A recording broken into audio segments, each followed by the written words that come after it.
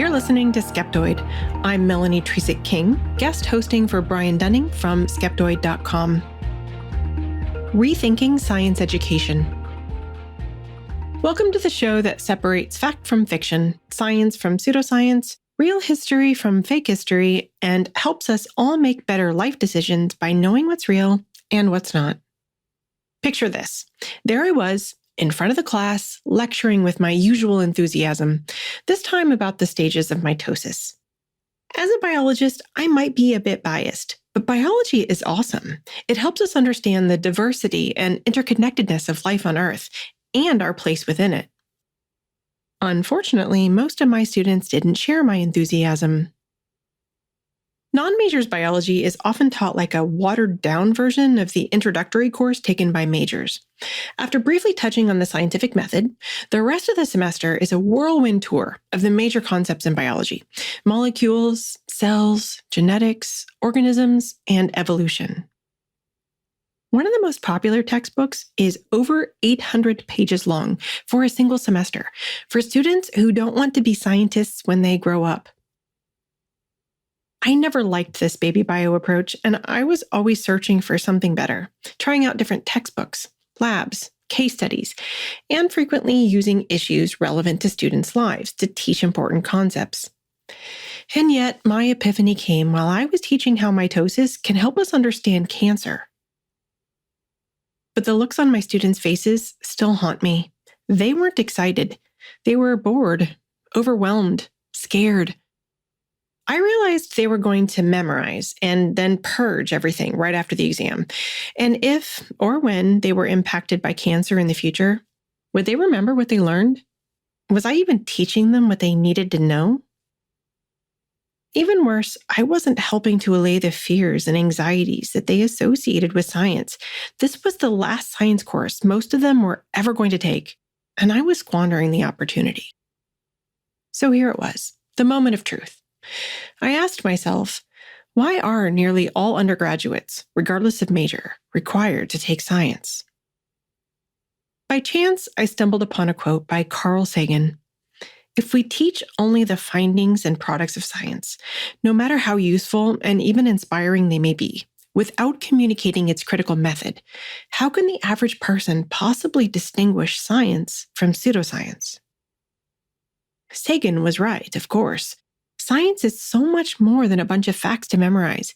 It's a process, a way of learning about the world, of trying to get closer to the truth by subjecting explanations to testing and critically scrutinizing the evidence. It's not just what we know, it's how we know. Basically, science is good thinking. Unfortunately, many classes focus on science's findings.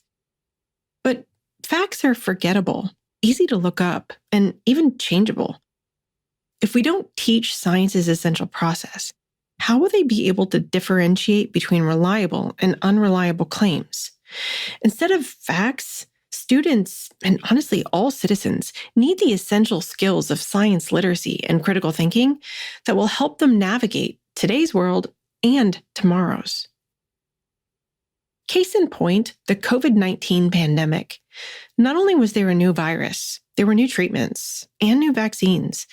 The public watched as science played out in real time. And between fake news, alternative facts, science denial, snake oil cures, and conspiracy theories, it also highlighted the importance of critical thinking. In hindsight, my approach didn't help. I assumed I was teaching critical thinking and science literacy. But when I think about my former baby bio students, I wonder how they made sense of the pandemic. The world changed. Knowledge changed. They needed skills for the future. And I had failed them. It was time to be done with baby bio and start over. Fortunately, my search for innovative teaching ideas led me to other educators who shared their expertise and materials. And discovering the skeptic movement also opened my eyes to how much I didn't know. This journey resulted in a new course that focuses on skills, not facts. And drawing on inspiration from Sagan, it includes various types of pseudoscience, science denial, conspiracy theories, and more. Not only are these topics engaging and relevant, misinformation offers an excellent opportunity to learn the characteristics of more reliable information. Knowledge may be power, but we carry access to nearly all of humanity's information and misinformation in our pockets. The question is, when we need reliable information, can we find it and use it to make wiser decisions? This might be my bias talking again, but this new approach, what I call thinking is power, is a lot of fun. I'm going to share what a curriculum designed to teach critical thinking, information literacy, and science literacy skills looks like in practice. Richard Feynman famously said, "The first principle is that you must not fool yourself, and you are the easiest person to fool." I've found that most of us assume we're too smart to be deceived. That's why, instead of telling students I could fool them, I show them. On the very first day of the semester, I give students astrology-based personality assessments. This classic experiment, first published by psychologist Bertram Forer in 1949, and later popularized by the legendary James Randi, is remarkably effective. While all the readings are vague and generic, nearly all students rate them as highly accurate. After talking with their classmates, sometimes for several minutes, they realize they all received the same reading. The experience of being fooled is a powerful way to highlight the importance of intellectual humility and skepticism. The first lecture isn't about the scientific method, but Europe's witch trials. Centuries ago, a mere accusation and a, quote, confession, often under torture, were enough to condemn someone, usually a woman, to death. Because my students don't believe spells can cause illnesses or storms, they're more able to objectively analyze the supposed evidence and the certainty of believers. While the goal is to question their own beliefs and reasoning, it's easier to practice on others, especially when we disagree. The next lesson is one of the most important and the most challenging: the limits of perception and memory. Anecdotal evidence is the lifeblood of pseudoscience, as many consider personal experiences the best way to know something. They know ghosts are real because they've seen one. They know homeopathy is effective because they tried it and felt better. It can be disconcerting to realize that our minds might not be telling us the truth. After demonstrating how easily illusions and memory errors can trick us, I show them the dress. You know, the one that broke the internet. They've all seen the image, but it's a completely different ballgame to be surrounded by people who disagree. The lesson here is that while there is an objective reality, our perceptions are a subjective interpretation, filtered through the lens of our experiences and biases. Our minds quickly resolve ambiguity without us even realizing there was any uncertainty. As a result, we're confident of our truth and astonished that anyone could see anything different. But instead of assuming those who disagree with us are stupid or evil, diverse perspectives offer opportunities to test our own ideas, helping us gain a more complete understanding of reality. Next, we delve into thinking about thinking, or metacognition. Our brains often operate on autopilot, relying on fast, intuitive thinking driven by heuristics. These mental shortcuts are efficient, but they can lead to cognitive biases and ultimately faulty conclusions. And while it's easy to assume that our beliefs are the result of logically following evidence to a conclusion, our emotions, desires, and identity needs can significantly influence our reasoning and conclusions. The takeaway is the importance of self-awareness, examining what we know and don't know, and how our own thought processes might be leading us astray. After we've built a solid foundation of critical thinking, it's time for information literacy. Information impacts our thoughts and our decisions, so in today's information age, this skill is more important than ever. It's not enough to know how to distinguish between reliable and unreliable information. We also have to know ourselves. We're more likely to fall for misinformation when it confirms our biases and triggers strong emotions. And if we're not careful, search engines will lead us to, quote, evidence that supports nearly any belief. Speaking of evaluating claims and sources, most of us have been taught to engage deeply with a site's content to determine if it's reliable, what's called vertical reading. But it's much more efficient and effective to open multiple tabs to see what other credible sources say.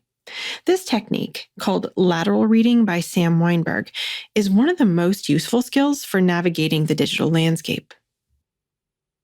And then finally, it's time for science. While it might seem like I took the long road, by first establishing why science is necessary, the logic of its processes falls into place. The entire system, from experimental design to peer review to replication, is designed to correct for individual biases and limitations.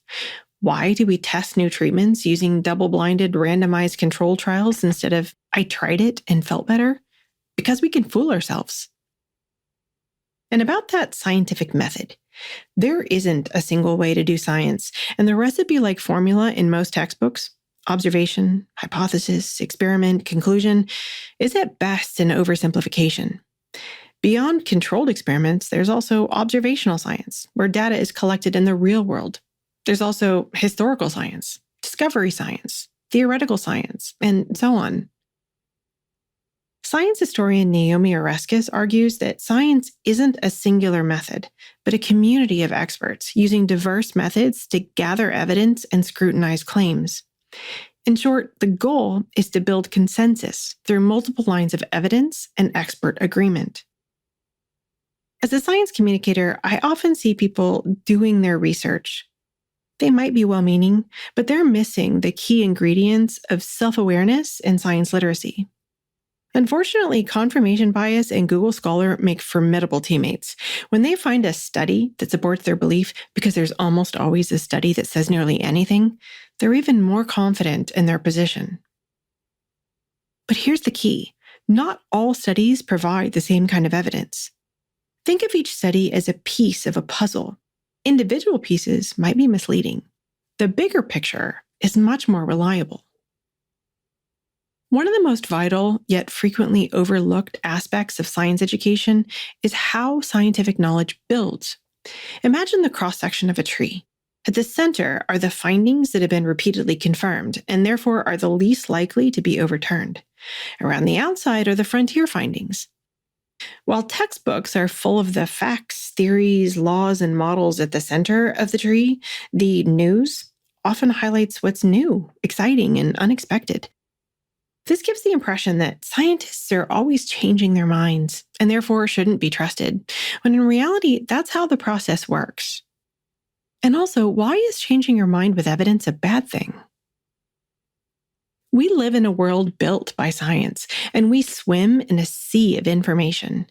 Critical thinking isn't just a valuable skill, it's the essential compass that empowers us to navigate today's issues and resist the pull of misinformation. If I've learned anything in my journey, it's this.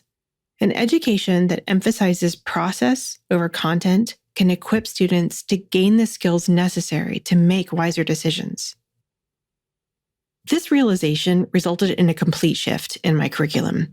Whereas I used to teach students the biology of cancer, such as how disruptions in the cell cycle can lead to unregulated cell growth, I now help them understand how scientists research cancer treatments, how to find reliable information, and how to recognize and avoid being fooled by potentially harmful pseudoscientific treatments. I do love biology, but I just might love thinking is power more. We continue with more on 3 practical strategies to effectively teach these essential skills in the ad-free and extended premium feed. To access it, become a supporter at skeptoid.com/gopremium.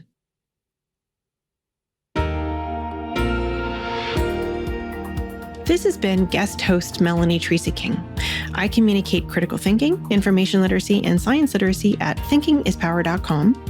on Facebook, YouTube, Instagram, and TikTok at @ThinkingPowers, and on Patreon at Thinking is Power. Why do I call my site Thinking is Power? Because knowledge is not enough. A great big Skeptoid shout out to our premium supporters, including Robviously, Denny Lindhorst, Technically Dr. Clay and his dog Jojo, and John Doc Morgan. Remember, Skeptoid is a 501c3 educational nonprofit. We depend on your monthly micropayments to keep this content available to all the people out there who need it. Join us in this mission. Just come to skeptoid.com and click Go Premium. If you're a Discord user, come join in the discussion of this episode in our private Discord channel. Just visit skeptoid.com/discord. Skeptoid is a production of Skeptoid Media. Executive producer is Brian Dunning. Director of Operations and Tinfoil Hat Counter is Kathy Reitmeyer. Marketing guru and Illuminati liaison is Jake Young. Production management and all things audio by Will McCandless. Music is by Lee Sanders. Researched and written by me, Melanie Teresa King.